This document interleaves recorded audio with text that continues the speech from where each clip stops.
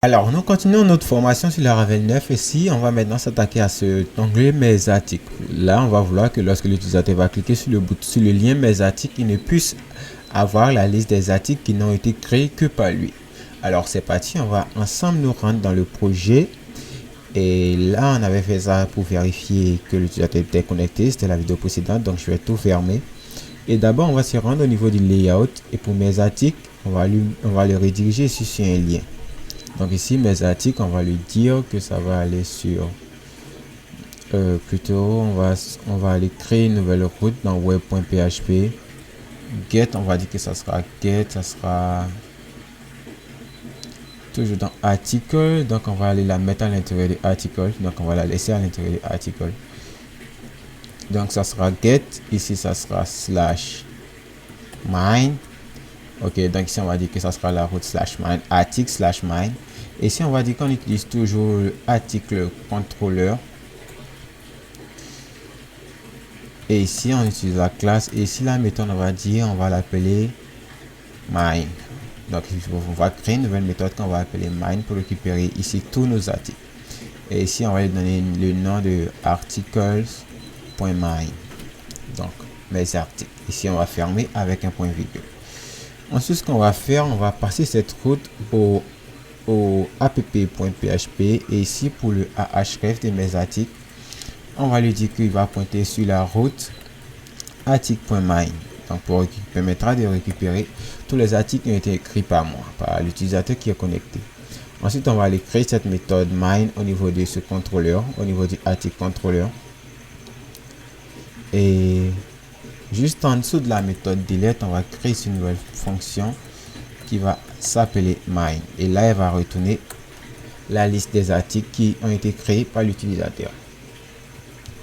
D'abord, ici, on va retourner tout simplement ici sur une nouvelle vue. Donc, si on fait un return de view, et là, ça sera dans le dossier article et le fichier, ça sera mine.blade.php. Donc, on va d'abord aller au niveau de la vue pour créer ce fichier mine. Donc, ça dans article. Et on va créer ici mine.blade.php. Ensuite, ce mine, on va prendre tout ce qu'il y a dans le show et le coller dans le mine.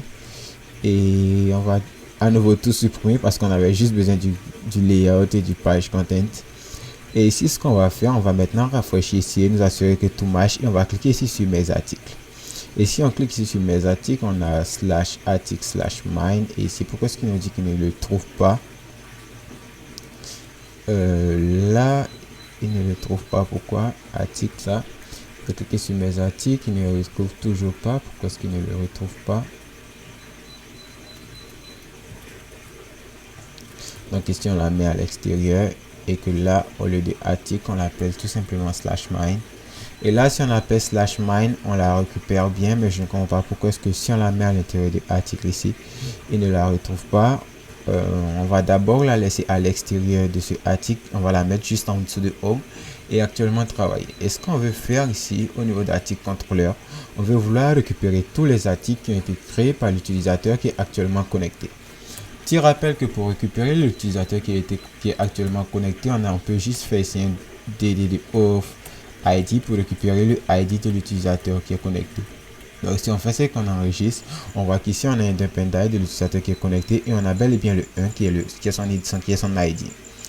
Donc ici on va utiliser Eloquent pour récupérer la liste des articles de cet utilisateur. Donc on va créer ici une nouvelle variable qu'on va appeler article, ou alors on peut tout simplement l'appeler my article. Et ici on va lui dire que c'est égal au modèle article. Et ici on va utiliser la condition where. Et ici on mettra user id.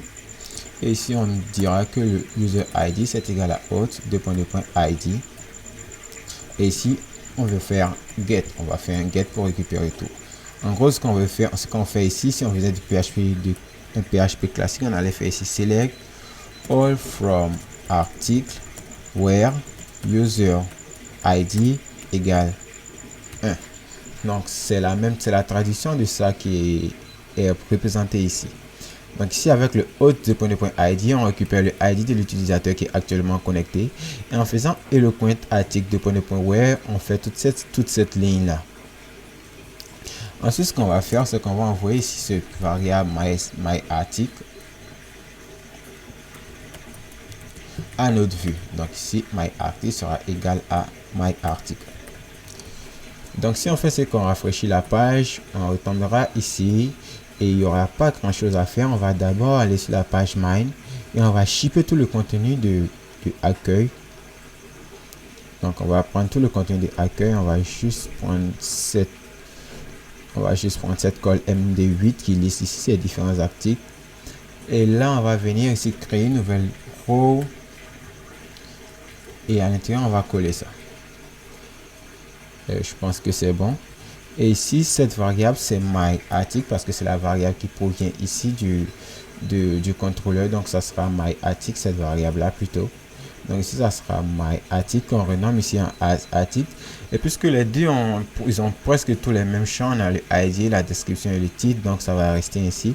Et si on rafraîchit maintenant, on a bel et bien un seul article parce que là c'est l'article de l'utilisateur. C'est la liste des articles que l'utilisateur a créé.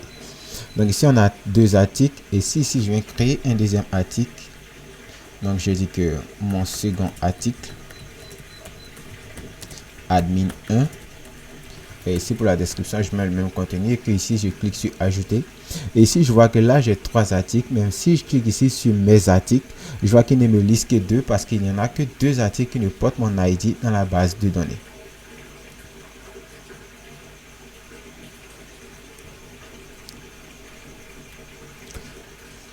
Alors maintenant qu'on est presque arrivé au bout de cette formation et qu'on a réussi à connecter notre utilisateur, on a manqué une grosse partie, c'était la partie de déconnexion. Il va falloir que l'utilisateur qui est connecté se déconnecte un jour. Donc il va falloir créer ici ce petit bouton de déconnexion. Donc pour créer le petit bouton de déconnexion, on va aller au niveau de layout, au niveau de app.php et au niveau on va dire au niveau de la navbar, on va ajouter un nouveau lien qu'on va appeler ici logout ou me déconnecter. Donc ici on va préférer l'appeler me déconnecter. Et là on va rafraîchir, on a le bouton me déconnecter qui apparaît. Et ce qu'on veut faire, c'est que si l'utilisateur est connecté, qu'il clique ici sur le bouton me déconnecter, il va falloir qu'il se déconnecte. Ok, donc voilà l'idée. Donc ici on va aller au niveau du fichier web.php et on va créer ici une nouvelle route qui se trouve à l'intérieur du middleware off. Et cette route on va l'appeler ici en get. Donc je vais la mettre juste après la route mine. Donc ça sera route2.get et ici ça sera slash plutôt logout. Et là on dira qu'on utilisera toujours le même article contrôleur. Et ici on va créer ici une méthode qu'on va appeler logout. Et ici ça on va lui donner le name de logout.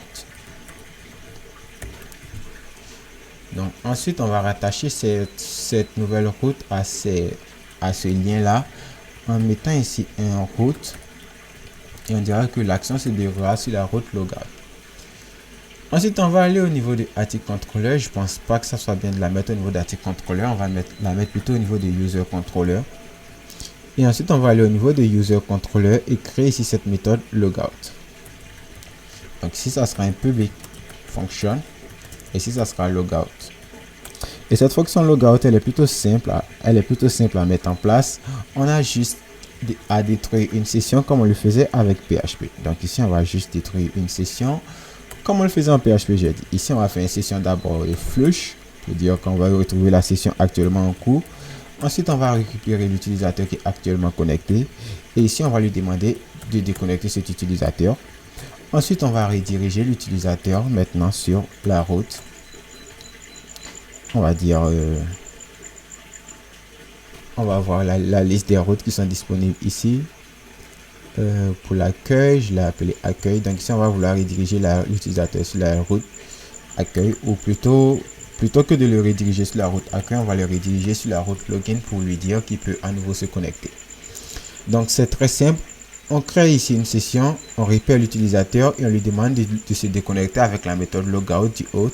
Ensuite on redirige cet utilisateur déconnecté sur la route /login. Et voilà tout ce qui concerne la déconnexion d'un utilisateur. Donc on va venir tester ça. On va rafraîchir, actuellement on est connecté. Et maintenant si on clique ici sur me déconnecter, je suis bel et bien redirigé sur la route login et je suis déconnecté. Et si je clique sur un article, ça n'apparaît pas parce que là je ne suis pas connecté. Et si je clique ici encore, ça n'apparaît pas parce que je ne suis pas connecté. Et maintenant je peux revenir ici pour me reconnecter. Donc c'était admin Le mot de passe était AZRT. Je vais me reconnecter à mon compte. Et maintenant que j'ai accès à mon compte, je tombe sur mon dashboard qui est pour le moment dégueulasse. Et là, on a accès à nos boutons et je peux éditer parce que c'est moi qui l'ai créé. Donc c'est mon premier article authentifié, edit. Et si je clique ici sur actualiser, mon article est bel et bien actualisé parce que c'est moi qui l'ai créé. Mais l'article de quelqu'un d'autre, je ne peux pas l'éditer, je ne peux que le consulter.